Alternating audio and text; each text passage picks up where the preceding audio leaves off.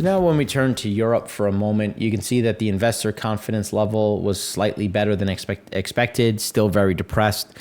Home prices and rents continue to be elevated when you look at the different levels. Home prices, when you look at house prices, have actually stopped going down, starting to pivot back up, which again is sticky inflation. More reasons why the ECB, and not just the ECB obviously, but all central banks continue to struggle with this level of inflation. There's so much inflation and so much liquidity in the system that you're not seeing the fall in asset prices they were hoping, given the amount of easy rates that remained, which is why there's going to be that pressure to the upside.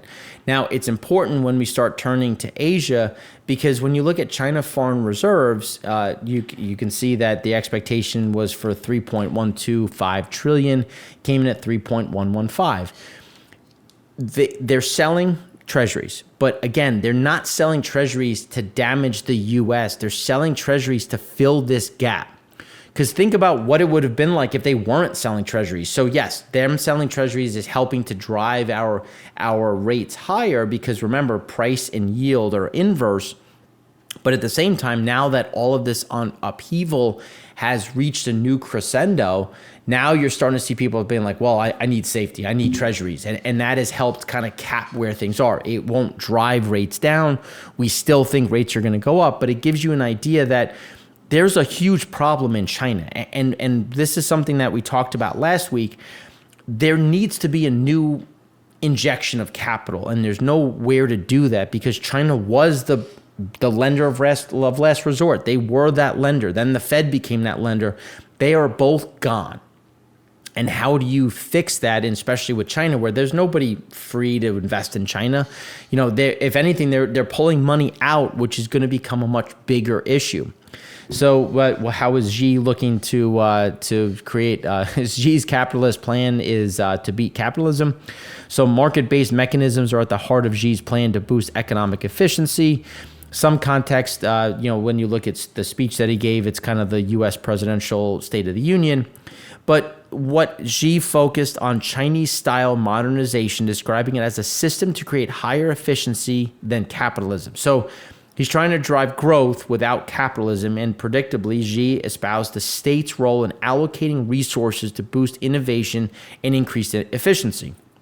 For anybody that has had any dealing with government, the last thing that you would call that is efficient. There is government spending to help innovation. I'm not saying there isn't, especially when you look at some of the things, but increased efficiency is not something I would attest to. Surprisingly, more significantly, Xi called for a variety of market-oriented reforms, building a market-based, rule-based, and an international business environment, breaking down local protectionism, supporting the private sector, which they've continued to talk about, and foreign-owned entities. Xi used his important speech of the year to call for market reform, explains why there's been so much party-state love recently for the private sector. It's also the sign that more market-oriented reforms are in the pipeline for the upcoming third plennium. But now when we look at sales volumes, and this is just looking at China Beige Book, you can see in terms of that dark blue line is September 2023, you can see that things are not as good as they were in August. You're seeing a big slowdown in retail food, retail furniture, luxury goods. They're a bit better, obviously, than 2022, especially on the luxury side, but they're not screaming. And this is what we've been saying, is there is a significant amount of caution. Now, the food side continues to be a bit supportive.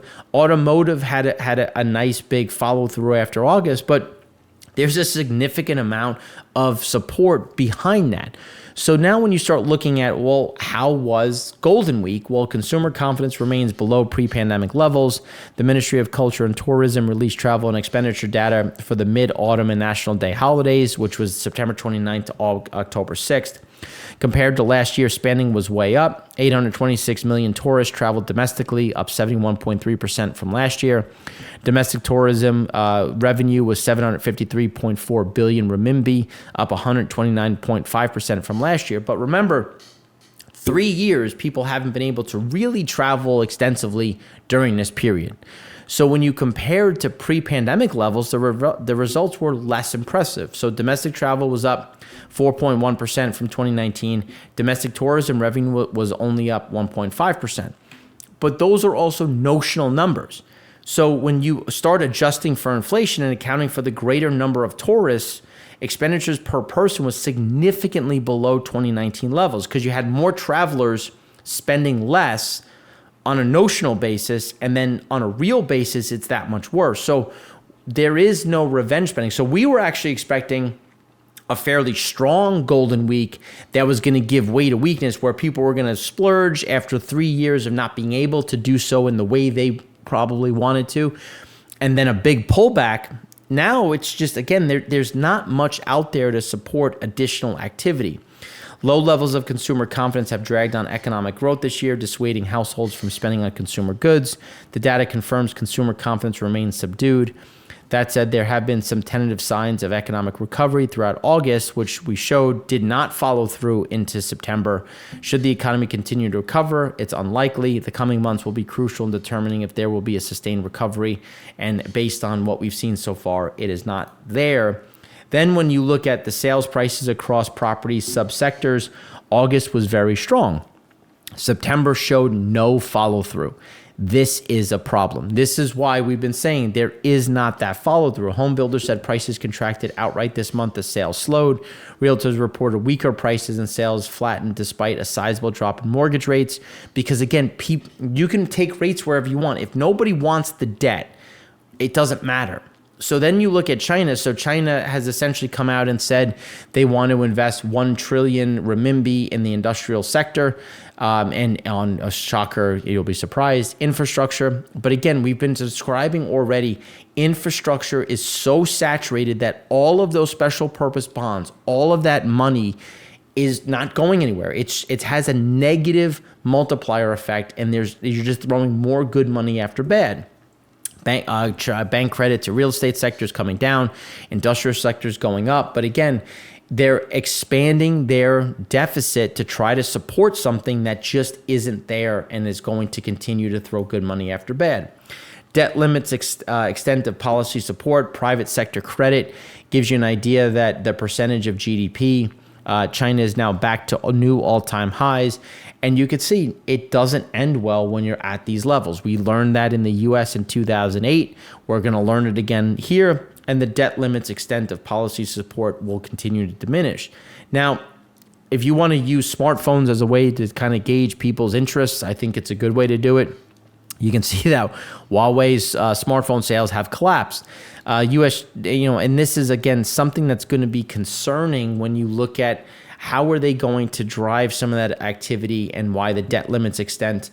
And just, again, people don't have the capacity because they're already over levered. There's so many issues that continue to compound and aren't going away. Now, when you turn to the real estate sector, Country Garden's monthly contracted sales, Country Garden's total liabilities, they're the largest. They are already looking at a rolling default, and again, this is going to create more upheaval and kind of that renewed issue on the backdrop of more credit problems, more geopolitical issues. Now, when we look at India announced a bond sale, which obviously sent their bonds soaring. It doesn't help the fact that the U.S. remains elevated when you look at the 10-year, because the 10-year is kind of that gauge for the emerging market world, which is why we see more and more pressure, especially when you look at the tribal divides that continue, the pressure that's mounting. Israel, Gaza is just one example of many that continue to crop up, which is going to increase risk, going to increase rates. India, on the PMI side, you can see that growth rates for service activity and new business remain among strongest in about 13 years. We don't see that changing. Obviously, inflation's going up a bit. This is going to be a driver for inflation, which will start to cool things off, but still remain in growth, in a growth footing. So that's what we have for you today. If you have any questions, please feel free to reach out. We hope you enjoy the rest of your week. Thanks again for watching. I'm Mark Rossano, founder and CEO of C6 Capital Holdings, coming to you from Primary Vision Network.